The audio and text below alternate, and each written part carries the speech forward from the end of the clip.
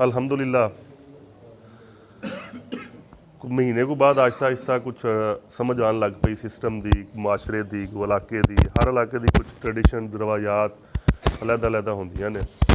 मैं अपनी कोशिश तो की है बेहतरीन कि मैं सर्व कर सका, लेकिन हर इंसान दे विच अल्लाह ताला दी ज़ात ने खामियां भी पाइयां ने, खूबियां भी रखियां ने। मेरे च भी बेशुमार खामियां होणगियां बीइंग ए बशर। तो कोई तजवीज़ अगर साडे महकमा पुलिस वास्ते तुसीं देना चाहते हो, मैं फिर भी हाज़र हाँ। कोई जिस दे विच मुआशरे की सलाह हो सके, साडे डिपार्टमेंट की सलाह हो सके, कोई ऐसी तजवीज़ जिहड़ी तुसीं समझदे जे कि ओवरऑल होनी चाहिए, असीं अपने अफसरान तक पहुँचा सकने आ, जिहड़ी कोई मेरी ज़ात की हद तक होवेगी, असीं अपने थाने दे विच उसनूं इंप्लीमेंटेशन कर सकीए।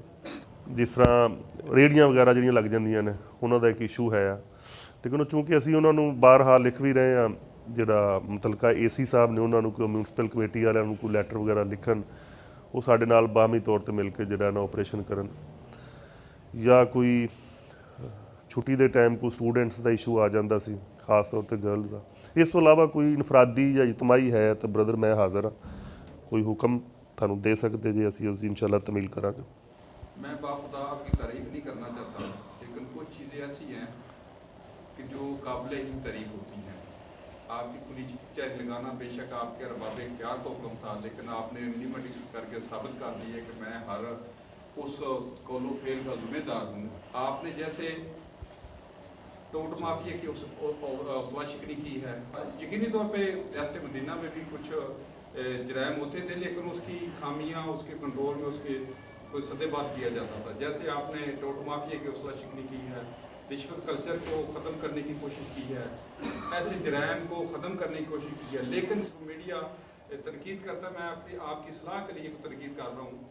आजकल चोरों का राज बना हुआ है लिपुर चट्ठा। यकीनी तौर पे आपने दर्जनों के हिसाब से चोर पकड़े भी हैं, उनको पाबंद सलासल भी किया है, लेकिन अभी भी जो खौफ व हरास है वो अभी भी फैला हुआ है। रात को ही एक डकैती हो गई। इस हवाले से आप अपना गश्त बढ़ा दें या इसमें कुछ मौसम कारवी जो है, जो आता है वाकई वो अपने जेल में जाता है, जो आपकी गिरफ्त में आ रहा है, लेकिन अभी भी आवाम का इतमाद बहाल नहीं हो रहा कि यार ऐसे साहब कार्रवाई तो कर रहे हैं, लेकिन चोर डकैत इतने कहाँ से आ रहे हैं, रोज़ डकैतियाँ हो रही हैं। इसके हवाले से ज़रा आवाम को भी इतमाद मिल जाए। और आपके पहले तो मैं तुहाडा शुक्रिया अदा करना, तुसीं लास्ट टाइम भी एक कहा सी, और अलहमदुलिल्लाह मेरी कोशिश है कि जिस नाल मसला प्रॉब्लम आंदा मैं उसनूं डायरैक्ट मिल लवां ना, तो मैनू मैटर समझ भी आ जाता। अगला बंदा सच बोल रहा होवे ना, तो मैनू समझ आती है कि मैं अगले बंदे इसकी सपोर्ट किस तरह करनी है, हक ते आ, और किस तरीके नाल अगले बंदे नूं वलना है। जो पहले ही बंदा कोई झूठ की एक स्टोरी लैके आया होगा तो मैनू समझ ही नहीं आती, फिर अगे नाल जिहड़ा बंदा टुरिया होगा वो फिर बाद दे विचों तीसरे चौथे दिन मैनू पता चलता है। मैं इस तरह ही बिल्कुल मैं कहना कि मेरी ज़ात की हद तक अगर किसी बंदे दे कोलों कोई पैसे आए ने, SHO ने पैसे लैने, तुसीं बिल्कुल स्ट्रेट फारवर्ड मैनू कह सकते जे बई SHO तू पैसे लै लैने, मैनू ये पता लग जाएगा भी वो कौन लै गया। पिछले दिनों भी इस तरह 20,000 रुपया असीं मोड़िया, यानी मोड़िया नहीं था, वो बंदे ने पहले जाके वापस किया। दूसरी रह गई वारदातां वाली गल। मेरे हुंदियां तकरीबन कोई जनवरी दे विच दो चीज़ां ने, एक तो अंदराज नहीं होंदा सी FIR दा। मैं जिथे भी रहा मेरी कोशिश होंदी कि जिहड़ी कोई चोरी होई है तस्दीक हो जाए सही, 50% तुंदा परचा दे देईदा।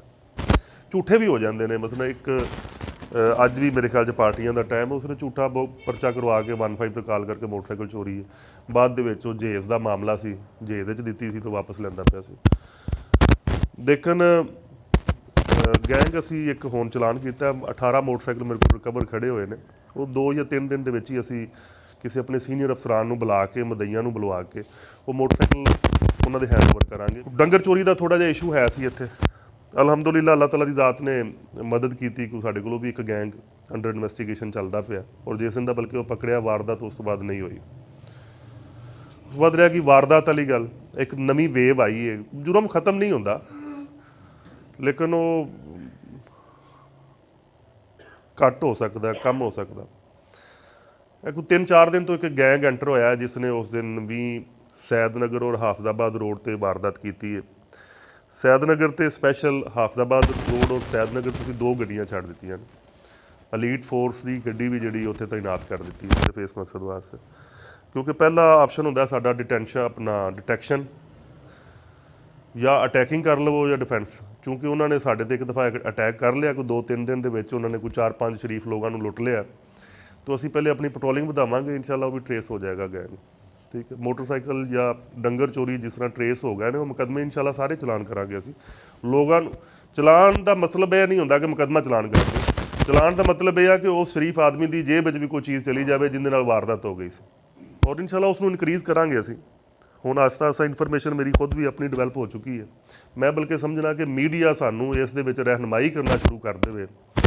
ਅਗਰ ਮਨਸ਼ੀਆਤ 'ਤੇ ਅਸੀਂ 50% ਕੰਟਰੋਲ ਪਾ ਲਈਏ ਤਾਂ ਅੱਧਾ ਕ੍ਰਾਈਮ ਰੁਕ ਜਾਏਗਾ ਸਾਡਾ। ਬੱਚੀ ਆਉਂਦੀ ਹੈ ਮੈਂ ਘਰ ਨਹੀਂ ਜਾਣਾ ਚਾਹੁੰਦੀ ਆਪਣੇ ਵਾਲ ਉਹ ਜ਼ਬਰਦਸਤੀ ਉਹਦੇ ਮਾਰ ਕੇ ਉਹਨੂੰ ਖੁੰਝਾ ਕਰਕੇ ਦੌੜਾ ਲੈ ਗਿਆ। ਅਗਰ ਬੱਚੀ ਨੇ ਆਖਿਆ ਮੇਰੇ ਆਪਣੇ ਬੱਚੇ ਨੂੰ ਦੁੱਧ ਪਿਲਾ ਲਿਆ, ਉਹਨੇ ਦੁੱਧ ਵੀ ਨਹੀਂ ਉਹਨੂੰ ਪਿਲਾਉਣ ਦਿੱਤਾ। ਅਗਰ ਬੱਚੇ ਦੇ ਸੁੱਟ ਦਿਓ ਉਹਦੇ ਕੋਲ, ਤੁਸੀਂ ਚਲੋ ਇਹ ਰੁਕਾਵਟ ਸਾਡੇ ਰਾਜ ਜਨਾਬ। ਇਹਦਾ ਵੀ ਕੋਈ ਮਸਲਾ ਹੱਲ ਕਰਨਾ। ਤੁਸੀਂ ਕੋਈ ਦਰਖਾਸਤ ਦਿੱਤੀ ਹੈ? ਨਹੀਂ ਦਰਖਾਸਤ ਮੈਂ ਤਾਂ ਨਹੀਂ ਸੀ ਦੇਣੀ, ਬੱਚੀ ਨੂੰ ਹੋਈ ਹੈ ਤਲਾਕ। ਠੀਕ ਹੈ, ਬੱਚੀ ਆਪਣੇ ਵਾਲਿदैन ਦੇ ਘਰ ਨਹੀਂ ਜਾਣਾ ਚਾਹੁੰਦੀ, ਉਹਦੀ ਵਜ੍ਹਾ ਵੇਖੋ ਕਾਹਤੋਂ ਨਹੀਂ ਜਾਣਾ ਚਾਹੁੰਦੀ। ਬੱਚੀ ਯਾਨੀ ਕਿੱਥੇ ਜਾਣਾ ਚਾਹੁੰਦੀ ਹੈ? ਵਾਲਿदैन ਕੋਲ ਜਾਂ ਬੰਦੇ ਕੋਲ, ਆਪਣੇ ਕੋਲ? ਵਾਲਿदैन ਉਹਦੇ ਨਾਲ ਕੋਈ ਜ਼ਿਆਦਤੀ ਕਰ ਰਹੇ ਨੇ, ਕੋਈ ਜ਼ੁਲਮ ਕਰ ਰਹੇ ਨੇ, ਕਿਹਦੀ ਵਜ੍ਹਾ ਤੋਂ ਬੱਚੀ ਨਹੀਂ ਜਾਣਾ ਚਾਹੁੰਦੀ। ਕਿੱਥੇ ਜਾਣਾ ਚਾਹ ਰਹੀ ਹੈ ਬੱਚੀ ਔਰਤ? ਫਿਰ ਉਸ ਦੇ ਦਾਰੁਲ ਮਾਨ 'ਚ ਕਿਤੇ ਸਟੇ ਕਰੇ ਜਾਂ ਕਿਧਰ ਜਾਏ। ਠੀਕ, ਯਾਨੀ ਕਿ ਇੰਜ ਗਲੀ ਦੇ ਵਿੱਚ ਸਰੇਆਮ ਉਹਨੂੰ ਮਾਰ ਕੇ ਜਵਾਨ ਬੱਚੀ ਨੂੰ ਲੈ ਕੇ ਗਏ। ਮੁਹਤਰਮ ਕੀ ਨਾਮ ਕੀ ਆਪਣਾ? ਮੇਰਾ ਨਾਮ ਅਲਤਾਫ ਸਿੰਘ। ਮੈਂ ਛੋਟੀ ਜਿਹੀ ਇੱਕ ਰਿਕੁਐਸਟ ਕਰ ਲੈਣਾ।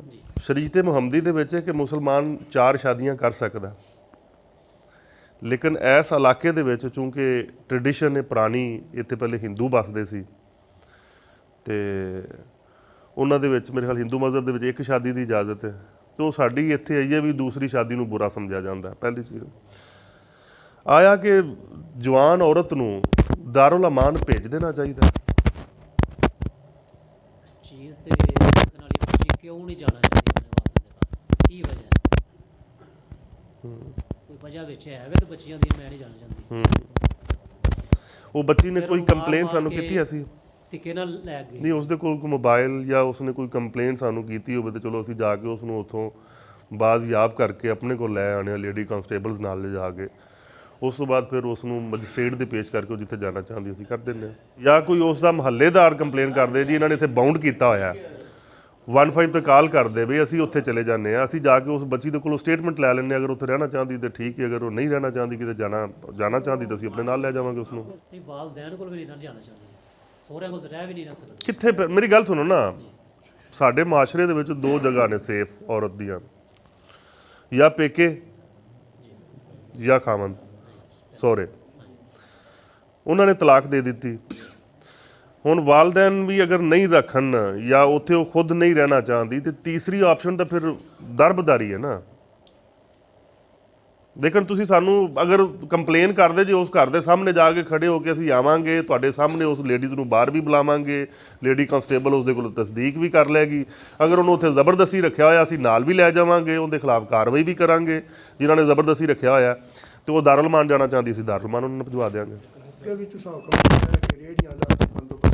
ਹਾਂ ਆਪਣੇ ਹਿਸਾਬਾਂ ਨਾਲ ਸਕੂਲ ਦੇ ਟਾਈਮ ਸਾਡੀਆਂ ਬੱਚੀਆਂ, ਤੁਹਾਡੀਆਂ ਬੱਚੀਆਂ, ਧੀਆਂ ਭੈਣਾਂ ਸਭ ਜਾਂਦੀਆਂ ਨੇ, ਬਾਹਰ ਨਿਕਲਦੀਆਂ ਨੇ। ਮੇਰਾ ਵੀ ਦਿਲ ਕਰਦਾ ਹੈ ਕਿ ਜਿੰਦੇ ਕੋਲ ਮੈਂ 3000 ਮਹੀਨਾ ਲੈਣਾ ਹੈ, ਮੈਂ ਵੀ ਜਾ ਕੇ ਰਕਸ਼ਾ ਸਕੂਲ ਦੇ ਬੂਹੇ ਅੱਗੇ ਨਾ ਡਾਕਟਰ ਕਲੇਰ ਸਾਹਿਬ ਦੇ ਚੌਕ ਤੋਂ ਲੈ ਕੇ ਤੋੜ ਬਾਜ਼ਾਰ, ਤੋੜ ਅੱਲਾ ਉਹਦੇ ਚੌਕ ਤੱਕ ਕੋਈ ਆਮਦੋ ਰਫਤ ਦਾ ਜ਼ਰੀਆ ਨਹੀਂ। ਮੈਂ ਮਸਲਨ ਕਾਨੂੰਨ ਦੇ ਔਰ ਜ਼ਾਬਤੇ ਦੇ ਪਾਬੰਦ ਹਾਂ।